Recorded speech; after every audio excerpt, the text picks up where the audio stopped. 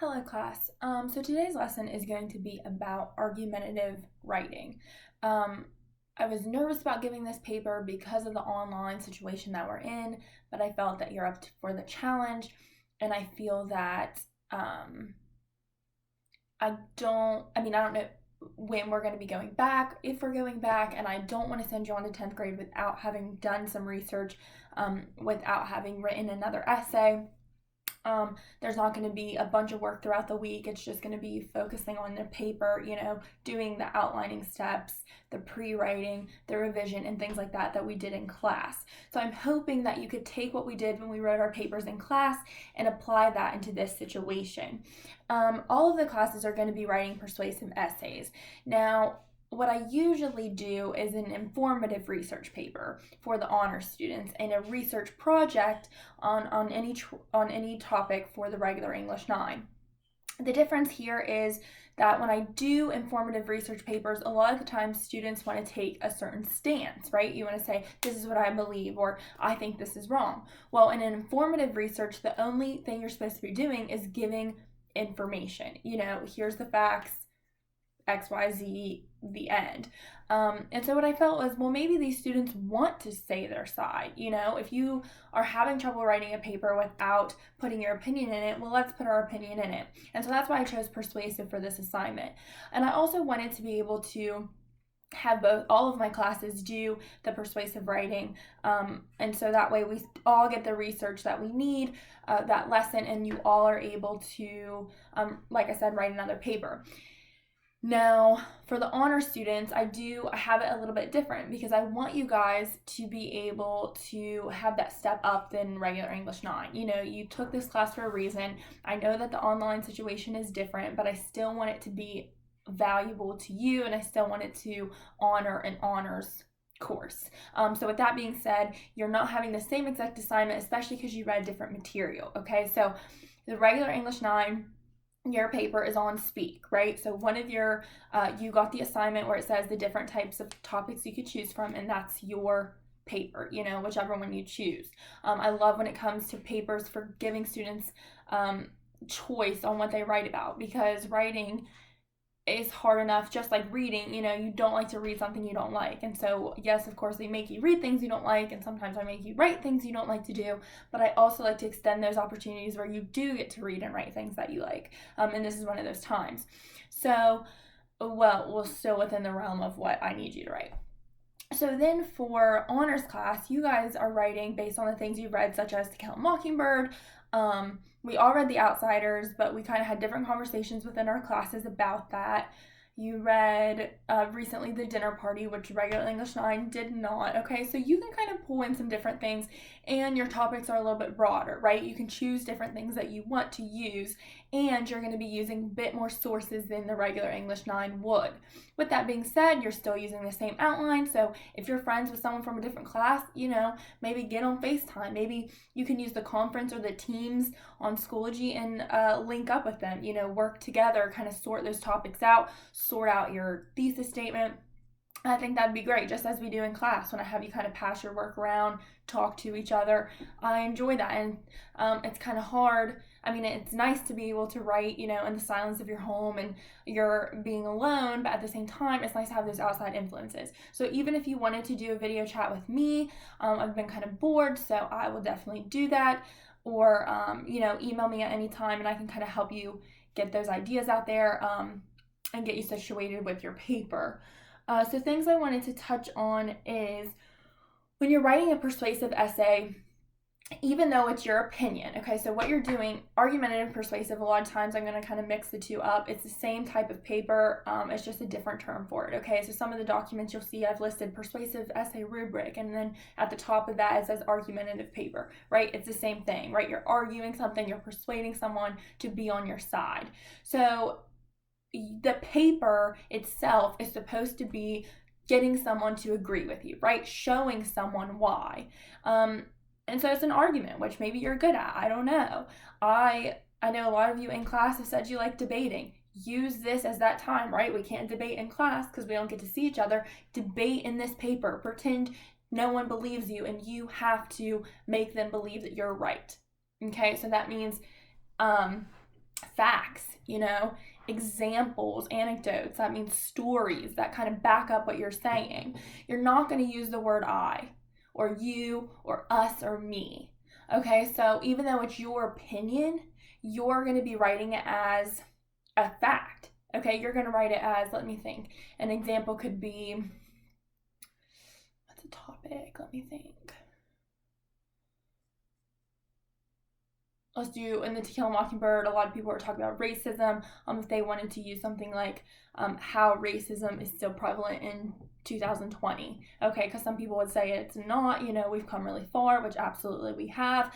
But obviously from our readings and from, the world around us, we can see that it's still something that needs to be dealt with. There's still things that could be changed every single day. And so the way you would write that is not, I believe that racism is still prevalent in 2020 and needs change or something like that. You would say racism is still prevalent in 2020 and needs fixed, or people need change or something like that. Okay, so you're saying this is a fact, this is a statement, and this is what we need to do. Not I think this, or well, I might believe that if we did this it could help. No, you're saying this is what's wrong, this is ways that we could change the world. And then you want to say why other people are wrong, basically. Prove to the reader that that's the best way. And so that's what I mean by not saying I, you. A lot of times in your writing it comes out that way. So you could say like, you might think this. You don't want to say that. You would say something like, one may believe, and then whatever else you want to say. You want to change those U's to words like one, many, some people, everyone. And you want to be those general terms because you could mean, who's you? And if you use I, then it kind of defeats your purpose because you're like, okay, well, you believe this, but who are you? If you're saying, I believe this in your paper, then it's kind of like, well, what importance do you have? But if you're saying this broad statement and you're saying, this is what's wrong, what can we do to help it? And then you say, this is what the world can do, then you're kind of giving that problem solution. And it's coming from a point of this is what needs to be done, right? Not just someone's belief, but a standpoint, a statement. So that's the main thing I want to touch on with that. Let me think. Okay, so there is no page length for this paper. In class, with the research paper, with the honors class, I usually do about a 6-page paper. And they have about 5 sources, 5 to 6. Kind of a source a page. I kind of break it up that way. And it becomes a really stressful time. I mean, this is one of the hardest projects that we usually do in my class. Now, because we're online, I don't want you to think, well, yes, it's easier for me because it's not necessarily easier. It's just a different route. We're just changing it up. And with that being said, you don't have a page length because with the argumentative essay, persuasive essay, it kind of just meets this 5-paragraph mark. It definitely can go longer if that's the way you want to go. If you have a lot to say, 100% I want to hear it. But if maybe not and you want to stick to this and you're kind of stressed about writing at home, I'm not around to help you. I know you have your parents, like I said, reach out to friends, things like that. They could help you. But again, keeping at this 5-paragraph mark, I think will help you, especially with the outline and keeping your things in order. So here, is the outline that I've linked that you'll be working on. Okay, so you'll work on this for about 2 days, maybe 1 if you finish it up. I don't know how your other course loads are, but I think that this could be done, I'd say 1 or 2 days, because you're going to be doing your research with this. Now the research for, look, I don't have nails anymore. The research for the regular English 9 is all going to be on Speak. Okay, you're going to use Speak, and then you're going to use one outside source, which is going to be a Google search on whatever your topic may be, and then finding a good website to use. For To Kill a Mockingbird, or for whatever book you're using in honors, you're going to do the same thing. You're going to use whatever the story is that your topic is pulled from our lessons, and then you're going to find 2 websites. So you're going to have 3 sources instead of the 2 that the 9th grade student or the regular 9 has. So that's kind of the difference there, is you kind of have a broader, like, oh, what do I want to use? While regular 9, I'm like, okay, use this book, and then find one website on your own that matches your topic. And we have to do it that way because you have different topics, so you're going to find different websites. So that information is going to go into the outline. It says introduction paragraph, grab the reader's attention with using a hook. We've done that in our writing. Use a quote, a fact, something interesting to start the essay. Now, I know a lot of people use questions. As you get older and as you advance in your writing, you don't want to use a question to always start your paragraph. Again, if you're using that you really want to get that out of there. If you have a question about that and if you think like, this question is really going to start my paper, then send it to me. Let me check that out. Because sometimes they work. Sometimes you're like, wow, that question really does bring me in. But sometimes it's just, well, let's kind of move out of that. Let's get a statistic. A story is always good to start with. Something about, back to the racism, something that's gone on within, if it is about 2020, something that has gone on in this year or in the past at least 5 years, showing that racism is still something that's a problem. And that's going to start your paper, because right away your reader's going to say, you know what, I didn't know about that. Okay, and it can continue. Give background information about the topic. Thesis or focus statement must be stated. So that your thesis is your main statement, your main topic sentence. And what that does is going to say, like I said, racism is still prevalent in 2020 and needs change. Okay, so say that was my thesis statement.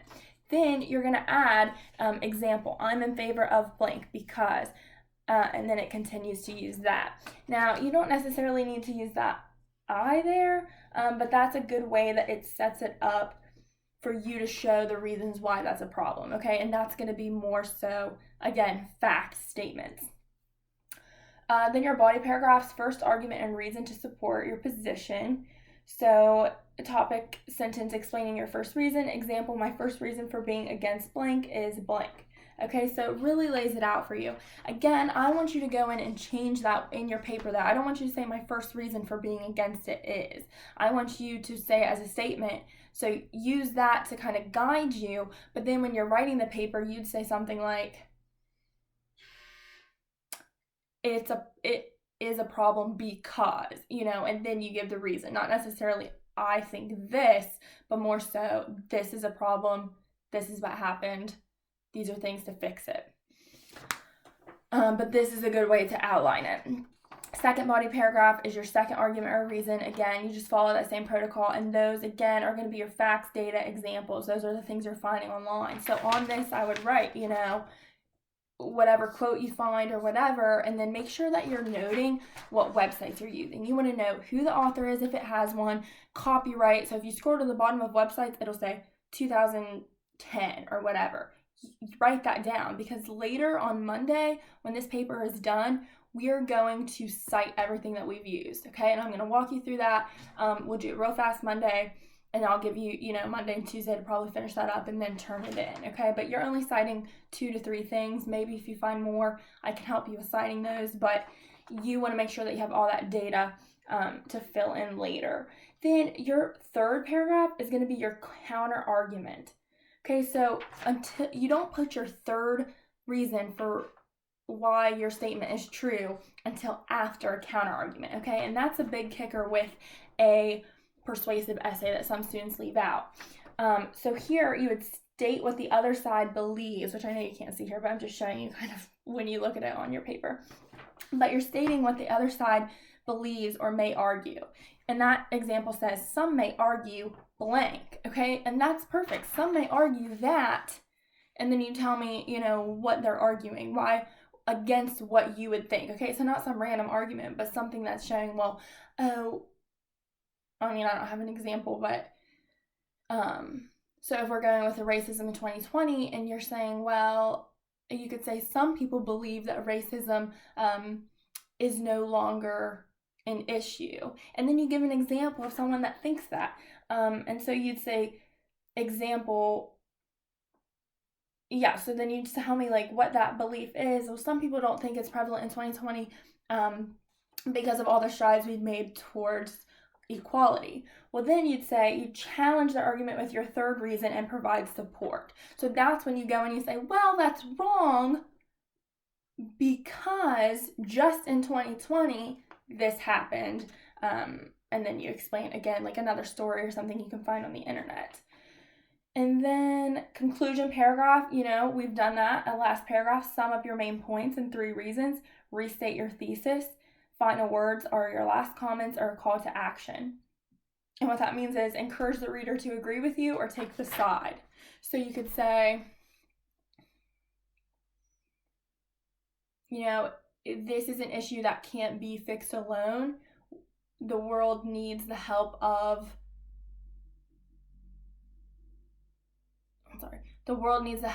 everyone involved, and society needs to make a change. And if everyone's not all in, then change is going to be slower and not effective, period. Okay, or something like that could be, that's kind of calling the world to action. Like, people that are reading, we need, help from everyone to succeed. Okay, so once you fill that out, you'll have it and you'll submit it to me, and that'll show me the progress that you're making, okay, that you're ready to write your paper once this is complete.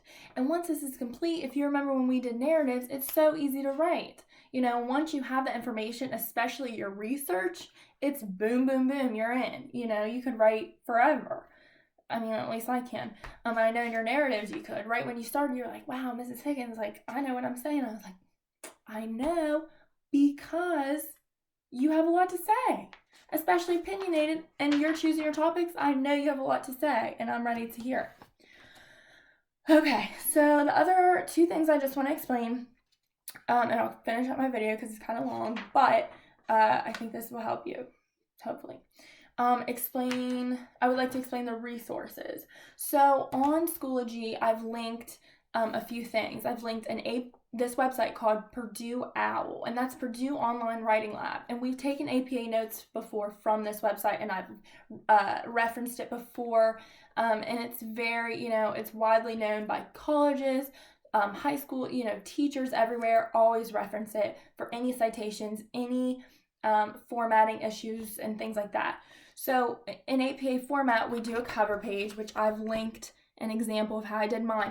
We all did those when we did the narratives. Now, I know I walked around and helped you, so if it's a little off when you submit this, I completely understand, but I want you to try to get used to that if you have a computer to be able to, and you have your iPad, so which may be a little harder, like I'm saying, I'll be lenient with, your spacing and your things like that.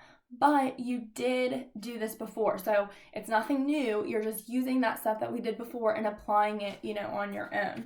So I'm linking the website, like I said, Purdue OWL, which shows you APA format, just a little reference to that, kind of a review.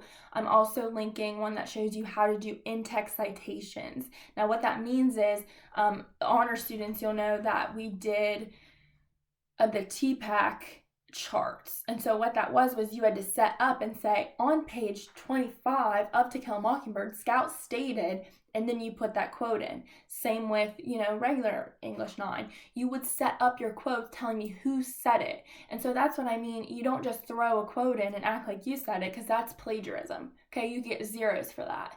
So what you want to do is make sure that you got this information from the book Speak. Who wrote Speak? Laurie Anderson, I think. Yeah, Laurie Anderson wrote it, okay? So you would cite that. You'd say, in the book Speak, written by Laurie Anderson, she states, and then you would quote it. Or you could say, the character Melinda stated, and then you put it in quotation marks and tell me what they said. If you find a website, you say, taken from timesmagazine.com, and then if there's an author, you say their name. If there's not, you could say the writer said, and then you tell me what they said. Okay, and that's how you cite it, right? You can't just put in 2019, 50% blah, blah, blah, and then give me a statistic. I'm like, okay, well, where did this come from? You'd have to say, taken from this website, or so-and-so said this on March, whatever, okay? And so that gets you away with plagiarism. You won't get in trouble for it. Okay, so the APA format, the website I'm citing, or the Purdue OWL, the resources I'm adding to the class are going to show you how to do that. And then I'm also going to be linking, so I'm linking those. I'm linking this example, which I've done myself, the cover page that we did together, but I did want to show you. And then I've linked how to do references. Now this will come more in handy for us on Monday. Like I said, we'll be doing references together, but just to explain it now so I don't have to make another video, I just get it all out of the way. This is a reference page that I've created for a class, but I went ahead and wanted to add it and show you guys. And then on here, I've put how to cite the book Speak. And I know this is backwards, but you'll see it online. And I've also put how to do To Kill a Mockingbird on here as well. Okay, so if that's a book that you're using. And then if you're using something else, you can always contact me and I'll help you cite it as well. Again, it's APA format. If you're citing things, EasyBib or citefast.com are both citation machines. If you type in the website, it brings up that information telling you author and year and all that stuff. But I like to cite by myself because you make sure you get all the right information, and I've written that all out for you here. I know writing a paper online is going to be hard for me to teach it, and so that's why I'm making these examples. I'm doing step by step. I've even linked a sample persuasive an argumentative paper to Schoology, okay, and it breaks down each part that this person did, and I thought it was a great resource. So when I'm doing my papers, I always like to have a sample, and I swear I sit with my paper and the sample and I thought, mine looks like that, must be right, because it really does help and show you, okay, they have a thesis statement, I have a thesis statement, they have 3 points, I have 3 points, they have a call to action in their conclusion, I do too, all right, and it meets those requirements. Last thing is the rubric, and I'm looking weird because I'm looking at it on my computer. But I'm going to link this as well. And so the rubric, it's a 100-point paper. And so the way it's broken up is, and you'll see it, but I'm going to be grading on the paragraph length, focus, structure. Okay, that's going to include your topic, your thesis, your clincher. I'm making sure you have, organization skills there. I'm making sure that it's a structure of a persuasive essay. You're going to be graded on the argument itself, making sure that you convey what you're arguing. You're going to have 3 claims. You have to introduce the opposing view. If I don't see the opposing view, I can't speak, that's going to be a lot of points off. That's 15 points there for the argument section. APA format is just 10 points, making sure your font is 12 point, it's double spaced, and your citations are correct, which again, I'm going to work with you. References, again, are your citations, but we're not only looking at citations in the end, we're looking at citations within the paper itself, right? That's when you're setting it up, you're telling me who said what, on what page number, and all that stuff. Grammar, of course, proofreading. If you're using your iPad or, a computer, you hit spell check. It checks more than spelling sometimes, it checks, oh, you need a comma here, or this is a fragment, and that'll help you. Okay.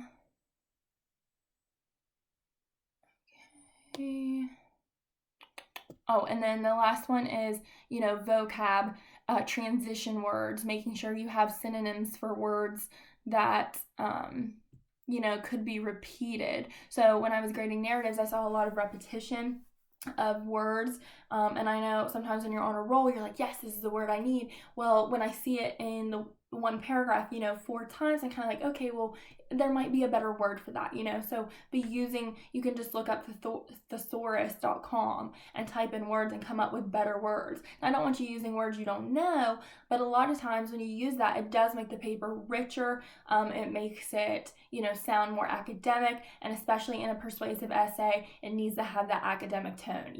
It doesn't need to be, it's not formal. It's not informal, it's formal, okay? Because it's supposed to be written as trying to, fix something, or trying to prove to people why your stance is the right one, why your argument's right. And so if you have poor grammar, and if you don't do a good job at setting up the argument and explaining yourself, then, you're really not going to persuade anyone, to be on your side.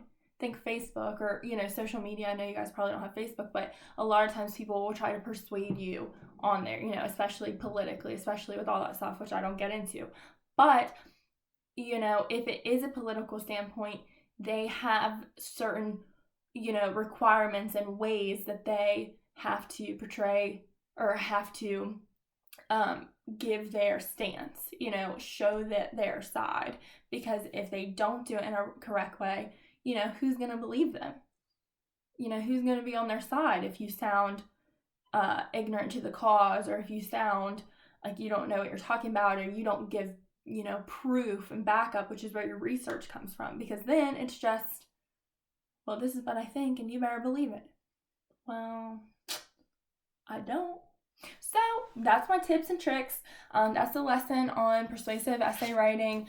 I'm giving you all the resources you need. I'm giving you all the work starting, I started yesterday because I want you guys to, be able to work at your own pace. So in my mind, you're taking today and tomorrow to do the outline, and then Thursday you can start, writing the paper. It's not due till next week, so you could write it Thursday, Friday, hopefully. I don't want homework, but, maybe over the weekend, Monday, you could still be writing, and then we can do the citations together, and then the idea is that it'd be due Tuesday night, okay? So hopefully you're not too stressed about this. I think that you're going to do great. I know it takes me forever to grade, but I do love reading your papers, so I think it's going to go well.